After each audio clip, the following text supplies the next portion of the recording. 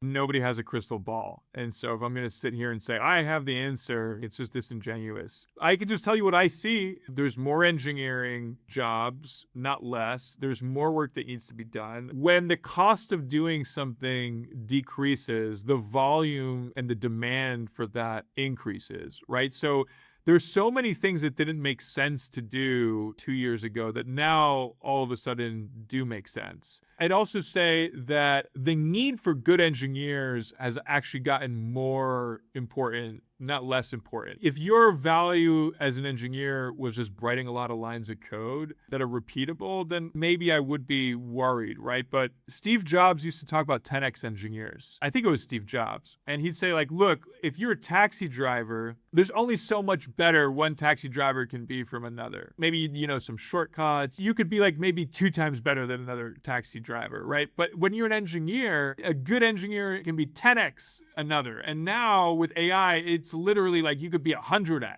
So the need to have good engineers has gone up. At the end of the day, you want to find really highly skilled engineers that know what they're doing, that understand the business. You want to be able to leverage them ideally for less money. That's where savings come into play. You don't want to sacrifice quality. And you also want to work with people that are aligned with your culture, with your values, like geopolitically. Like there's not a lot of companies that are now outsourcing to China or to Russia, right? It's for obvious reasons. And so when you look at those three things, better, faster, and for less, great engineers at a lower price point that are aligned with your company values, and you filter out the list of countries that meet that need, HackerRank, Google Code Jam, and other places, you realize that Poland is the #1 place in the world for American businesses to outsource. Like it just matches. It's amazing. And so it just so happens that our entire engineering team, most of it is based in Poland. Beyond Poland, it's like Poland, Hungary, Czech Republic, and like Ukraine. It's like all Central Eastern Europe. The best engineers, the lifestyle arbitrage, like cost of living is lower and it's aligned with our companies. So that's the formula, right?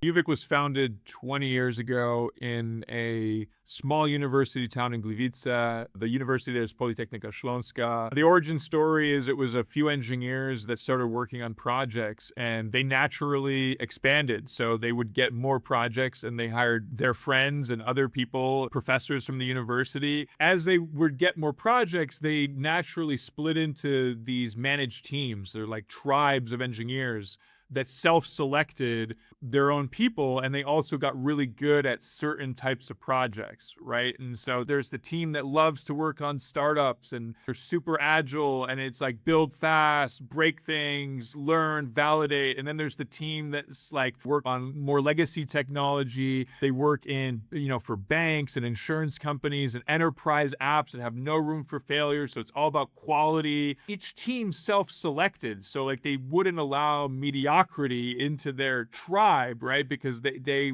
feel very personally connected to the work and they are connected to the universities, some of the best in Europe for engineering. Trust comes down to transparency and communication and looking out for your partner, like what is best for them, right? Our values, right? Long-term thinking. It's not about getting this thing done, getting this project for the next 6 months. It's about, we might say that doesn't make sense. And it might not make sense for us to actually engage on this together. Or we're not the best fit for this. And here's why. Or challenging our clients when they want to do something. It might be in our best interest, but it's not in their best interest to do that. And you build trust that way. And you build trust when there's conflict and when there's challenges and you're able to come to the table and you're able to resolve those. Like there's always going to be a challenge with client relationships. It's how you resolve those things over time. And that's how strong partnerships are built.